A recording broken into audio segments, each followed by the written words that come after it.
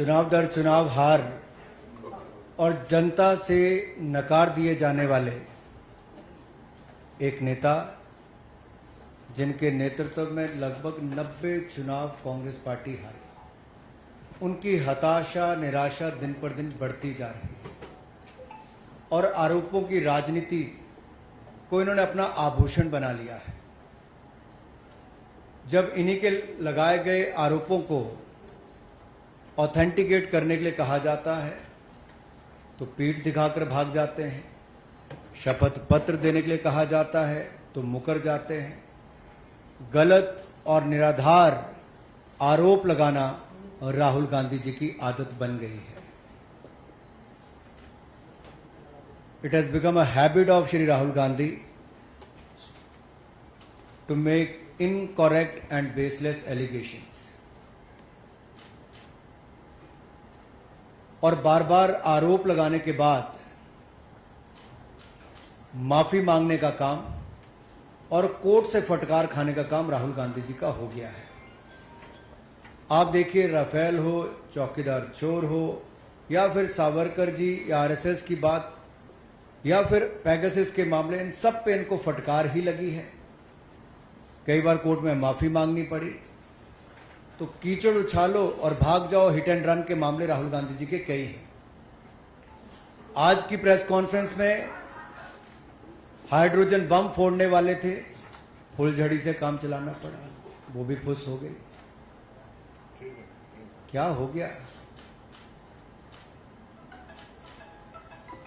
Election commission ने बड़ा स्पष्ट कहा है कि no deletion of any vote can be done online by any member of public.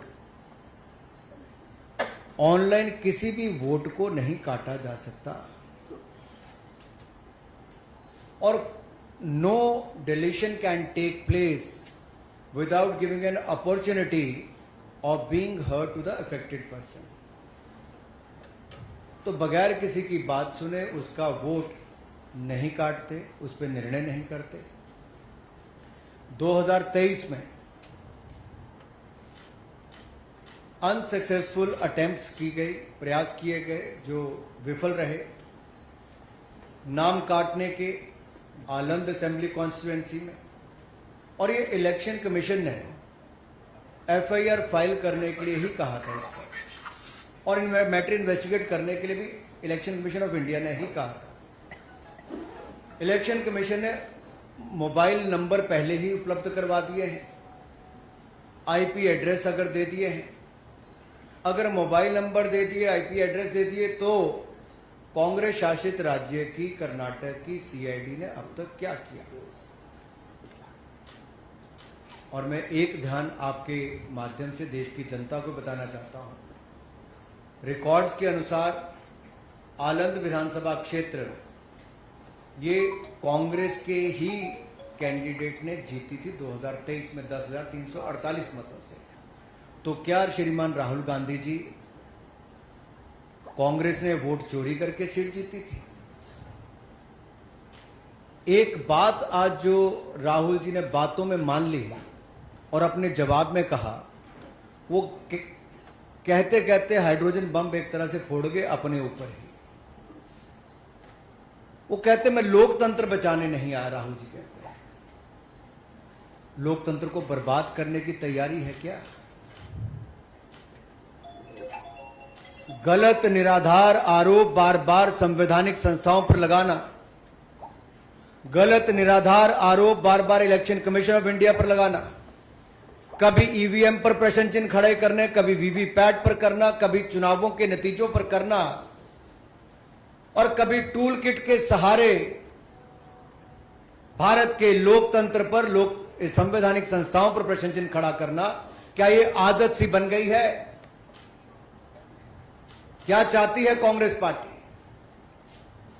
पूर्व प्रधानमंत्री इंदिरा गांधी जी सत्ता का दुरुपयोग करके, अफसरों का दुरुपयोग करके चुनाव जीते हैं तो कोर्ट उनको बाहर का रास्ता दिखाता है। राजीव गांधी जी की हत्या के बाद एक लोकसभा का चुनाव पेंडिंग नहीं होता, 1 महीने तक अगर चुनाव को स्थगित कर दिया जाता तो किस पार्टी को फायदा उस समय के इलेक्शन कमीशन ने दिया? रमा देवी जी, एमएस गिल टीएन शेषन से लेकर ये बाकी सारे इलेक्शन कमिश्नर जो थे किस पार्टी ने नियुक्त किए और वापस किस दल में गए? कांग्रेस पार्टी में गए। इलेक्शन कमीशन का दुरुपयोग इन्होंने कभी किया होगा? उनको बड़े बड़े पद भी बाद में दिए होंगे, लेकिन अगर निष्पक्षता के साथ भारत का इलेक्शन कमीशन काम कर रहा है तो बार बार राहुल गांधी जी का प्रयास है कि लोकतंत्र पर प्रहार किया जाए, भारत के लोकतंत्र को कमजोर किया जाए, जनता को गुमराह किया जाए। और जिस तरह से बांग्लादेश नेपाल में स्थिति बनती है वैसे झूठ बोल बोल के वहां पे स्थिति पैदा कर दो देश में। मैं एक और उदाहरण आपको देना चाहता हूं।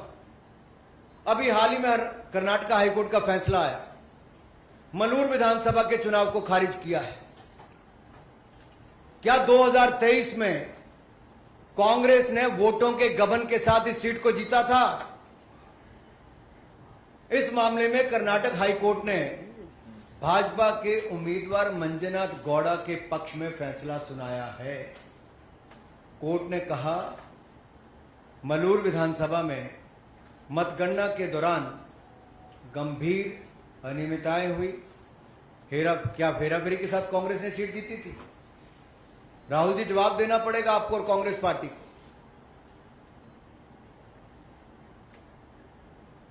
और आपके इलेक्शन कमिश्नर के समय अगर मैं कहूं, सोनिया जी का नाम जब आया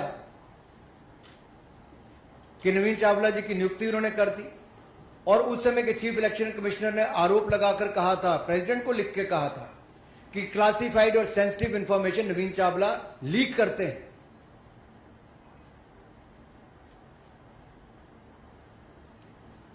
कुछ सवाल आज मैं और पूछना चाहता हूं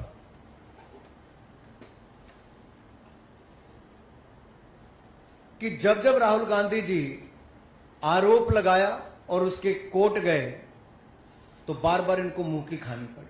आप सारे उदाहरण उठाकर देख लीजिए। कभी माफी मांगनी पड़ी तो कभी कोर्ट की लताड़ खानी पड़ी। तो क्या इसी डर से राहुल गांधी जी शपथ पत्र नहीं दे रहे हैं? आज मीडिया द्वारा बार बार पूछे जाने के बाद भी शपथ पत्र क्यों नहीं दे रहे? ये आए तो धमाका करने थे, लेकिन ड्रामा करके चले गए। धमाका इनके बस की बात नहीं, ड्रामा करना इनके बस की बात है।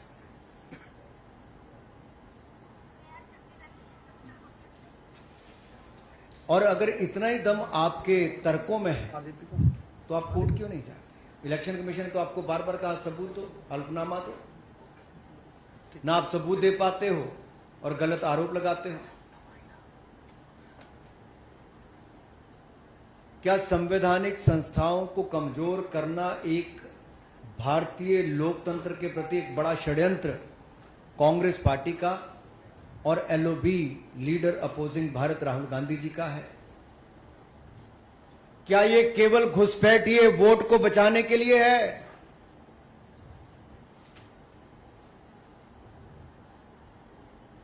अपने हर तर्क में वो बात करते हैं एससी, एसटी, ओबीसी की, अल्पसंख्यक की, लेकिन उन्हीं के वोट की ताकत को कम करने का प्रयास राहुल गांधी जी और कांग्रेस पार्टी कर रहे हैं। क्या घुसपैठियों के वोट को बचाने के लिए infiltrator first politics is the sole agenda of mister Rahul Gandhi and Congress party? Is Congress trying to protect infiltrators and their voting rights? Rights तो है नहीं, लेकिन अधिकार दिलाना चाहते हैं। राहुल जी के बयानों ने बार बार बताया है कि वो घुसपैठियों के साथ है और देश के एससी, एसटी, ओबीसी, अल्पसंख्यकों के वोट को कम करना चाहते हैं।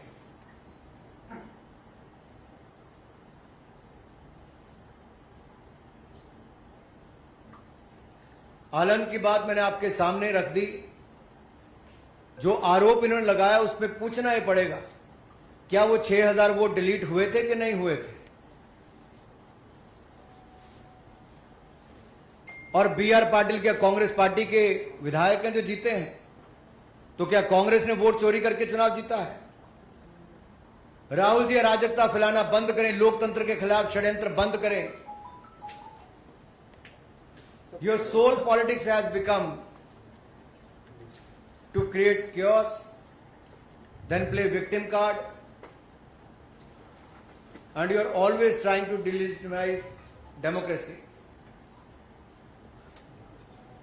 आप ना शपथ पत्र देते हैं, ना सबूत देते हैं, आप केवल आरोप लगाने का काम करते हैं। इसका मतलब कांग्रेस का भारत के लोकतंत्र में, संवैधानिक संस्थाओं में, इनमें विश्वास नहीं है। केवल अराजकता फैलाना, अनरेस्ट पैदा करना और भारत को डिस्टेबलाइज करने का एक षड्यंत्र टूल किट गैंग के माध्यम से क्या आप लोग रचने जा रहे हैं, कर रहे हैं प्रयास?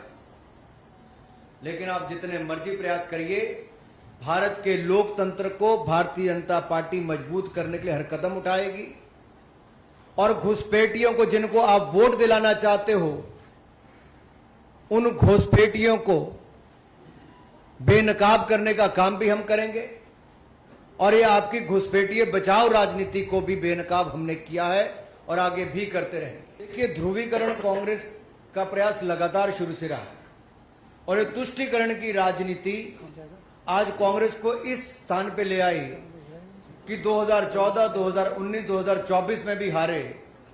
मुश्किल से नेता प्रतिपक्ष इनके बन पाते हैं, लेकिन जब पद मिला तब एलओपी ने उसको एलओबी, लीडर अपोजिशन भारत का पद बना दिया। क्या कांग्रेस और विपक्षी दलों के पास तुष्टीकरण के अलावा कोई और राजनीति नहीं रही? क्या घुसपैठियों को बचाने के अलावा इनके पास कोई मुद्दा बिहार में नहीं रहा? क्या बिहार के विकास को देखकर कांग्रेस की आंखें इतनी बंद हो गई कि आज वो केवल घुसपैठियों के सहारे बिहार के चुनाव में जाना चाहते हैं? क्या कोई और सहारा इनके पास बचा नहीं है? और आज देख लीजिए, जैसे पहले राहुल जी ने माफिया मांगी है, बिहार के चुनाव के बाद भी माफी मांगने वाले हैं। देखिए, शायद वो भूल गए कि बाबा साहब अंबेडकर, जिनको कांग्रेस पार्टी ने उस समय भी जिस तरह से जलील करके पार्टी से बाहर निकाला, चुनाव भी हरवाए, बाबा साहब अंबेडकर के दिए संविधान पर प्रश्न चिन्ह कांग्रेस पार्टी ने उठाकर बार बार संशोधन किए, उनको राजनीति से बाहर करने का रास्ता दिखाया।